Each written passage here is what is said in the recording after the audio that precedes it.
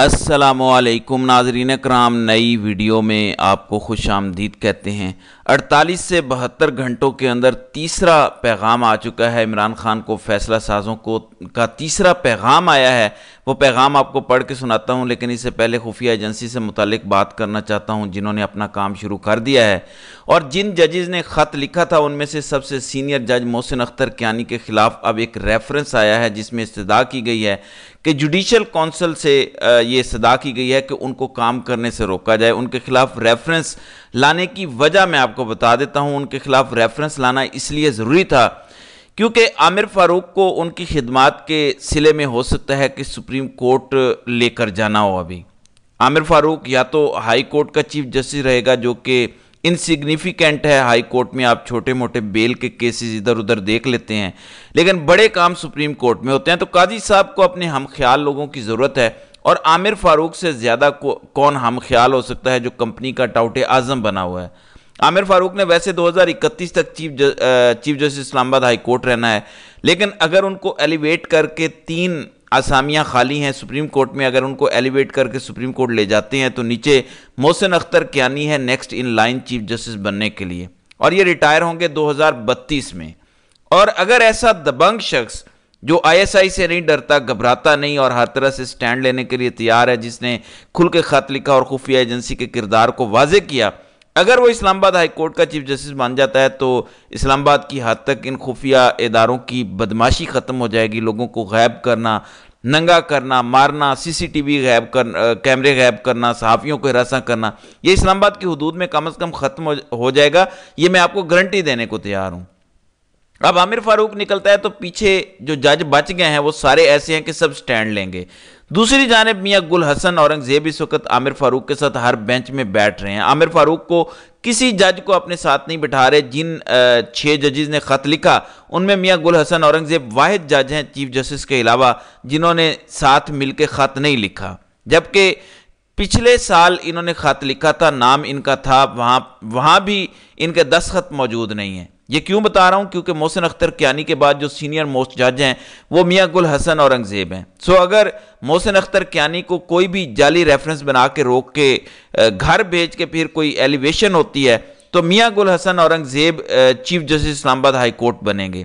मेरी तो उनके बारे में ये राय है कि वो दबंग जज हैं, लेकिन हालात कुछ अब मुख्तलिफ नज़र आ रहे हैं। नवाज शरीफ को अभी जो दोबारा एनआरओ मिला है, हर केस के बेंच में मियां गुल हसन औरंगजेब आमिर फारूक के साथ बैठे थे। सो नवाज शरीफ को पिछला रिलीफ भी अतर मिनल्ला और मियां गुल हसन औरंगजेब ने दिया, और अभी जब नवाज शरीफ वापस आए डील के तहत तो सारी सजाएं जो ख़त्म हुई वो बेंच भी आमिर फारूक और मियां गुल हसन औरंगजेब का था। अब आमिर फारूक अगर सुप्रीम कोर्ट जाते हैं तो मियां गुल हसन औरंगजेब को चीफ जस्टिस बनाने की कोशिश हैं, जिसके लिए मोहसिन अख्तर कियानी टारगेट हैं।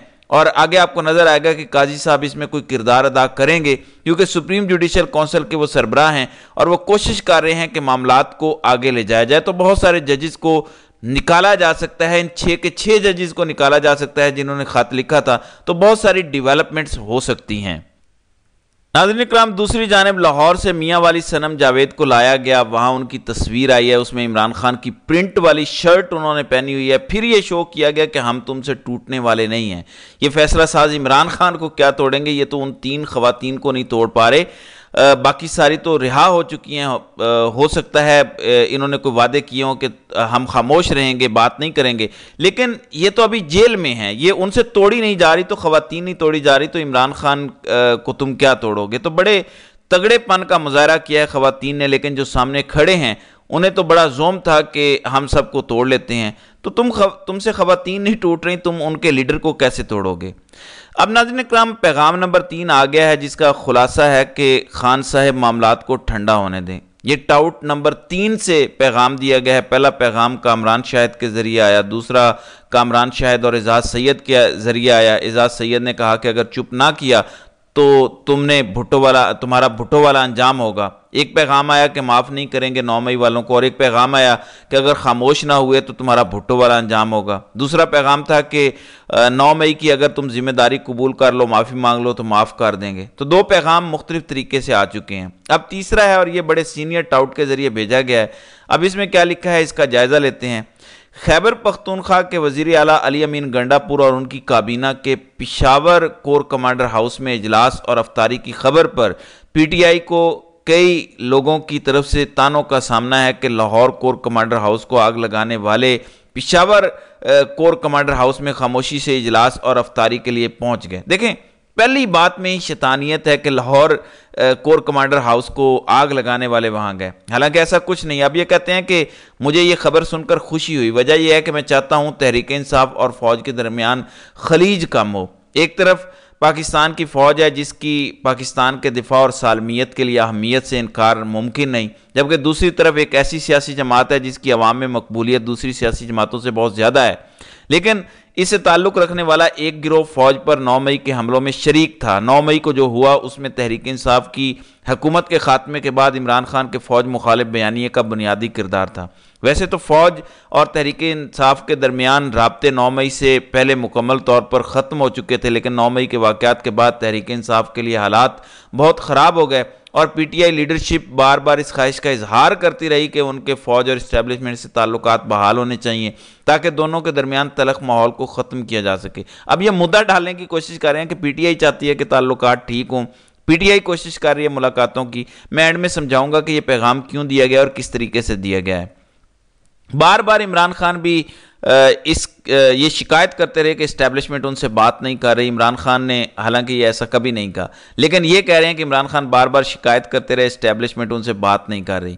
بانی چیئرمین تحریک انصاف نے یہ بات اپنی گرفتاری اور انتخابات کے بعد بھی ایک سے زیادہ مرتبہ کی۔ اس تناظر میں خیبر پختونخوا کے وزیر اعلیٰ کی کابینہ سمیت کور کمانڈر ہاؤس پشاور اجلاس اور افطاری میری نظر میں ایک بریک تھرو سے کم نہیں۔ تحریک انصاف کی جانب سے کہا گیا کہ اس میٹنگ کا فوکس صوبے کی سیکیورٹی معاملات تھے، جو ایک طرف خیبر پختونخوا میں دہشت گردی کو کنٹرول کرنے کے لیے ضروری، تو دوسری طرف پی ٹی آئی حکومت اور فوج کے درمیان بہتر ورکنگ ریلیشن شپ اور دونوں کے درمیان ماضی کی تلخیاں ختم کرنے کا باعث بن سکتا ہے۔ امید کی جانی چاہیے کہ تحریک انصاف کی حکومت اور فوج کے درمیان رابطوں میں اضافہ ہوگا جس میں سب کی بہتری ہے، لیکن عمران خان کی پالیسی سمجھ نہیں آتی۔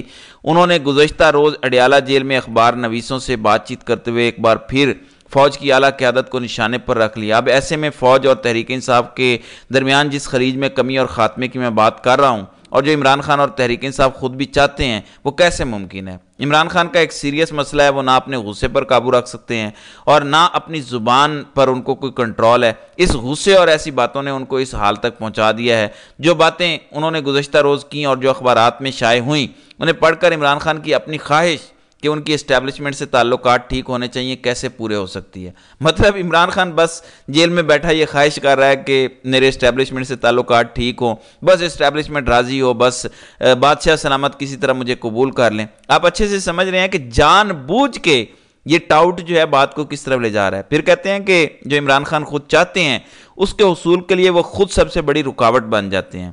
کل ایک طرف وہ فوج کی اعلیٰ قیادت پر حملے کر رہے تھے تو دوسری طرف یہ بھی کہہ رہے تھے کہ اگر اپنی حکومت کے خاتمے کے باوجود وہ جنرل باجوہ سے 2 بار ملاقات کر سکتے ہیں تو وہ اب بھی کسی سے بھی ملاقات کر سکتے ہیں۔ خان صاحب یہ کہنا چاہ رہے تھے کہ اگر وہ جنرل باجوہ جن پر وہ اپنی حکومت کے خاتمے کا الزام لگا رہے ہیں کے ساتھ مل سکتے ہیں تو موجودہ آرمی چیف سے ملاقات کر سکتے ہیں۔ گویا ایک ہی گفتگو میں وہ آرمی چیف سے ملاقات کی خواہش کا اظہار بھی کر رہے ہیں اور ان پر الزامات کی بچھاڑ بھی کر رہے ہیں۔ یہ جھوٹ بول رہے ہیں، عمران خان نے کسی خواہش کا اظہار نہیں کیا۔ در حقیقت یہ عمران خان سے ایک سوال کیا گیا تھا جس میں کہا گیا تھا کہ کسی نے کہا تھا کہ ماحول ٹھنڈا ہونا چاہیے، تو اس میں عمران خان نے جواب دیا تھا، یہ نہیں کہا کہ میں ملاقات کے لیے مرا جا رہا ہوں۔ ظاہر ہے جس نے قبضہ کیا ہوا ہے اسے اس سے بات کرنی پڑے گی جس کو عوام نے حکومت دی ہے۔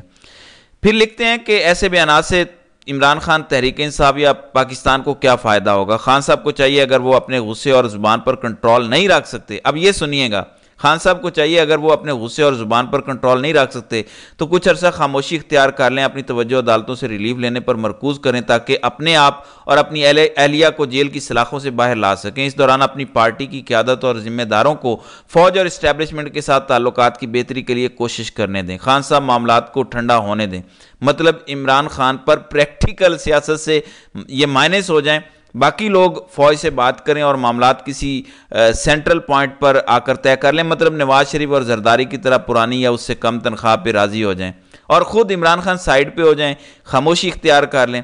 بار بار یہ پیغام عمران خان کو دیا گیا ہے ان کے دوستوں کے ذریعے، بشرا بی بی کے ذریعے بھی، کہ خاموش ہو جائیں، بنی گالہ میں رہ لیں، ملک سے باہر چلے جائیں۔ آخر ناظرین اکرام اس پیغام کی نوبت کیوں آئی ہے؟ یہ بڑا امپورٹنٹ نکتہ ہے۔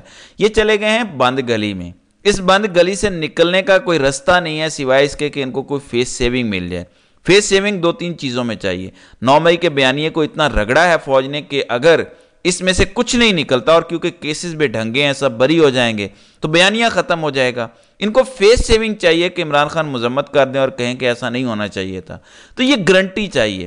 پھر جو عمران خان اور پی ٹی آئی سے زیادتیاں ہوئی ہیں وہ بھی یہ لوگ بھول جائیں، یعنی ادارے کو انڈورس کریں، یعنی بغیر احتساب ہوئے، بغیر ٹروتھ اینڈ ریکنسلیشن کے عمران خان مٹی ڈال دیں ہر چیز پر۔ تو یہ حالت ہے ان کی، اور اسی چیز کے لیے یہ آپ مرے جا رہے ہیں۔ تو دیکھتے ہیں آگے کیا ہوتا ہے۔ تو ناظرین اکرام، آپ کی اس ویڈیو کے حوالے سے کیا رائے ہے؟ آپ اپنی رائے کا اظہار کامنٹ سیکشن میں ضرور کیجیے گا۔